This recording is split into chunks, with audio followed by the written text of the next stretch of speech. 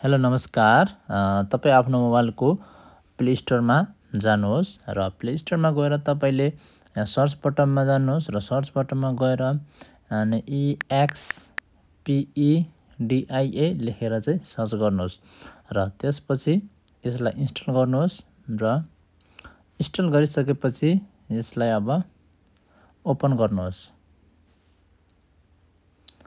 Open गरेपछि अब तपाईँले यहाँ देख्न सक्नुहुन्छ है, एलो गर्नुहोस्। एलो गरिसकेपछि अब गेट स्टार्ट गर्नुहोस्। अब तपाईँले यहाँनिर चाहिँ साइन इन विथ गुगलमा चाहिँ सिलेक्ट गर्नुपर्ने हुन्छ। त्यसमा चाहिँ तपाईँले क्लिक गर्नुहोला।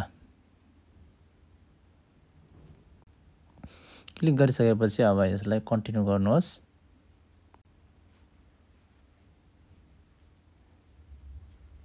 अब यहाँनिर देख्न सक्नुहुन्छ तपाईँको जिमेलहरू कतिवटा छ सबै देखाउँछ र तपाईँले अब कुन जिमेलबाट चाहिँ यस आइडी बनाउने हो, सो तपाईँले आफ्नो जेन्युन जिमेल चाहिँ युज गर्ने जिमेल चाहिँ सिलेक्ट गर्नु होला र जिमेललाई अब सिलेक्ट गरिसकेपछि कन्टिन्यू गर्नुहोस्। अब फेरि कन्टिन्यू गर्नुहोस्।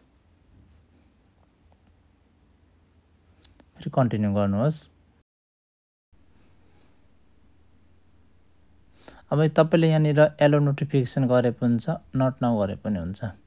अब तपाईँ यहाँ देख्न सक्नुहुन्छ यस्तो खालको इन्टरफेस आएको छ र अब तपाईँ फ्लाइट लेखेकोमा चाहिँ क्लिक गर्नुहोला।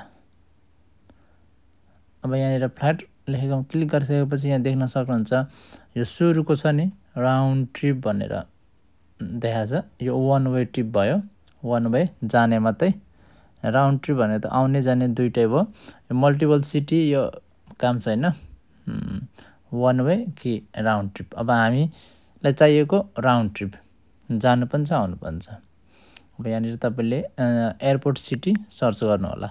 म चाहिँ अब यहाँनिर टोकियोको नारिता एयरपोर्टलाई चाहिँ म सर्च गर्छु र देख्न सक्नुहुन्छ मैले सर्च गरिसकेँ। अब तल्लोपट्टि फ्लाइङ टु भनेको छ, जाने ठाउँ होइन।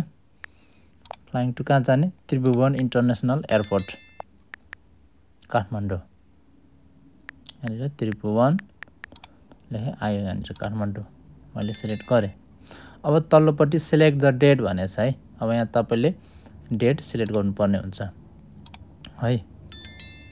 अब मैले चाहिँ यहाँनिर अप्रिल 1 र आउने चाहिँ मे 1 भनेर चाहिँ मे 1मा चाहिँ 1 महिनाको ठ्याक्कै अनि दुईवटा डेट सिलेक्ट गरेको छु र अब डन गरेँ। अब यहाँनिर सर्च बटनमा गएँ। अब तपाईँले यहाँ देख्न सक्नुहुन्छ फ्लाइट डिटेलहरू आएको छ।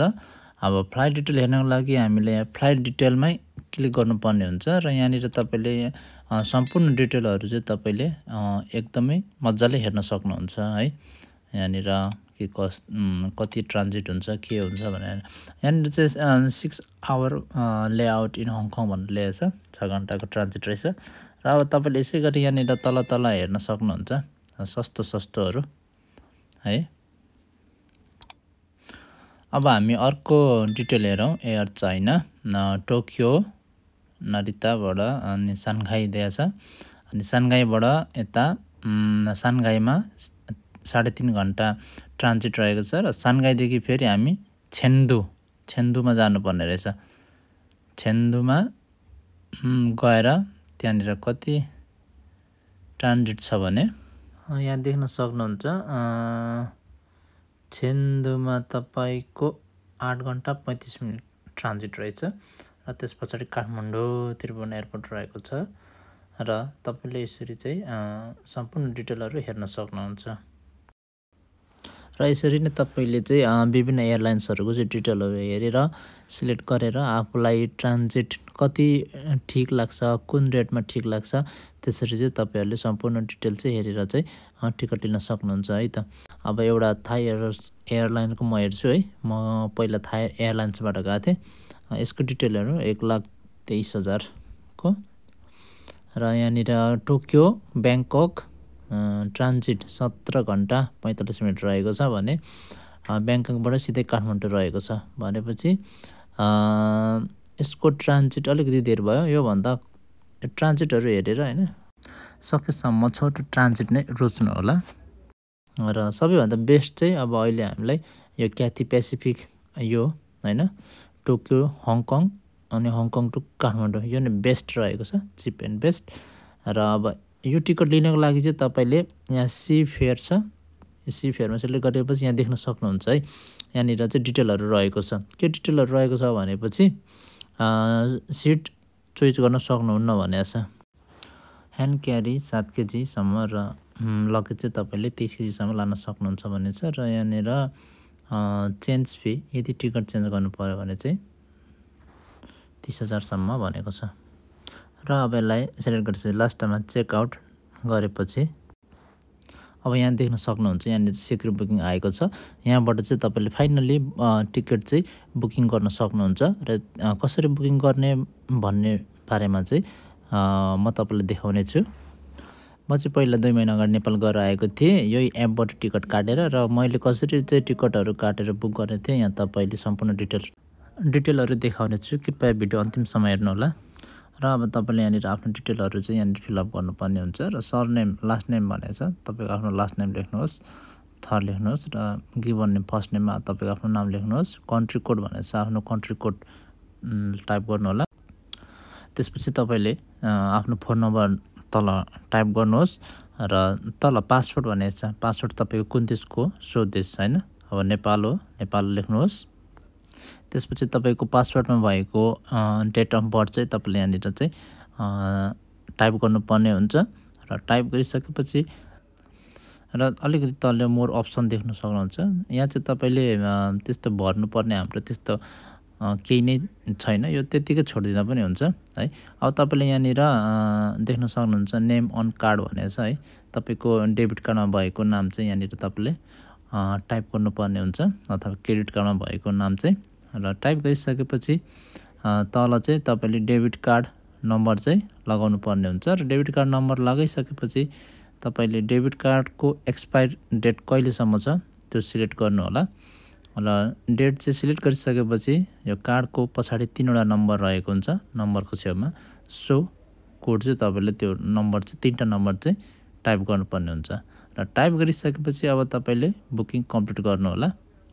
र बुकिङ कम्प्लिट गरिसकेपछि यहाँनिर देख्न सक्नुहुन्छ कन्फर्म भनेको छ हैन युआर कन्फर्म भनेको छ हैन राउन्ड ट्रिप काठमाडौँ इन्टिनेरी भनेर यहाँनिर नम्बर रहेको छ।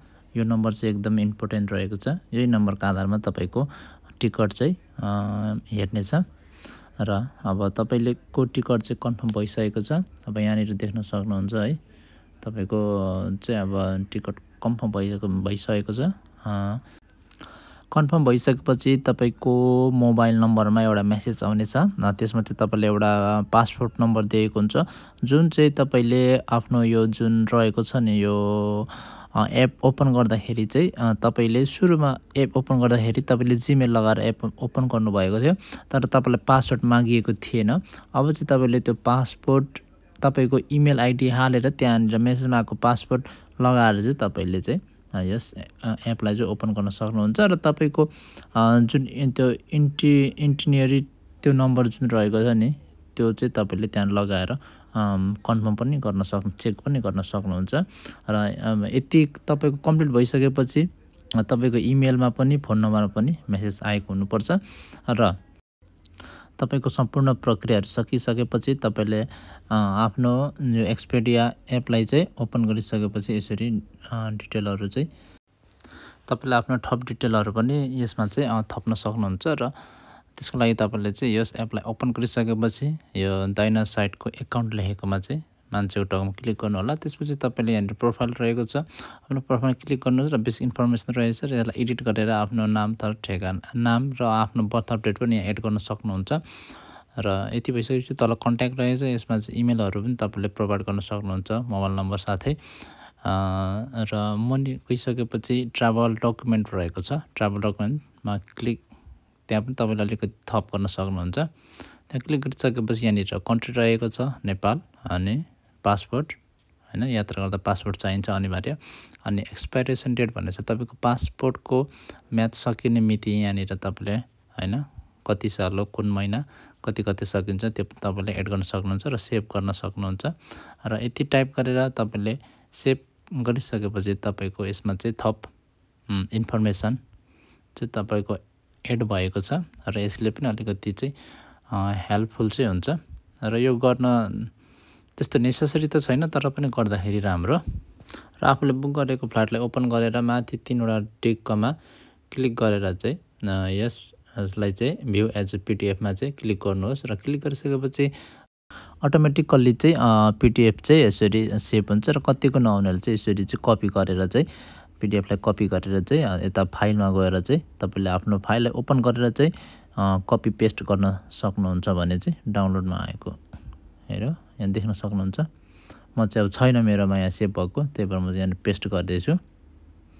यसरी पेस्ट गरिसकेपछि चाहिँ यो पिडिएफलाई चाहिँ तपाईले चाहिँ सर्लक्क प्रिन्ट आउट गरेर चाहिँ डाउनलोड गरेर चाहिँ निकाल्नु पर्ने हुन्छ र पछि एयरपोर्ट जाँदाखेरि सो पिडिएफ चाहिँ तपाईले चाहिँ जुन त्यो बोर्डिङ पास लिने ठाउँ हुन्छ त्यहाँ चाहिँ तपाईले चाहिँ सो पिडिएफ चाहिँ तपाईले देखाउनु पर्ने हुन्छ।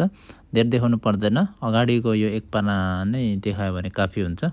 त्यो जुन यहाँ इन्टिग्रेटरी नम्बर रहेको हुन्छ त्यही नम्बरको आधारमा उनीहरूले चेक गर्ने हो र तपाईले यो पेपर चाहिँ बोर्डिङ पास लिने बेलामा देखाइसकेपछि तपाईलाई चाहिँ बोर्डिङ पास दिन्छ र बोर्डिङ पास दिइसकेपछि तपाईले मजाले चाहिँ यात्रा गर्न सक्नुहुन्छ। यसरी नै तपाईले चाहिँ यस एपबाट चाहिँ टिकट मजाले चाहिँ किन्न सक्नुहुन्छ र तपाईले आफैले नै आफूलाई फुर्सदको समयमा चाहेको समयमा चाहिँ यसरी चाहिँ टिकट काटेर चाहिँ प्लेनको टिकट काटेर चाहिँ यात्रा गर्न सक्नुहुन्छ। हस् त भिडियो कस्तो लाग्यो कृपया मन पराइमा लाइक सब्सक्राइब र कमेन्ट पनि गरिदिनु होला। भिडियो अन्तिमसम्म हेरिदिनु भएकोमा धेरै धेरै धन्यवाद।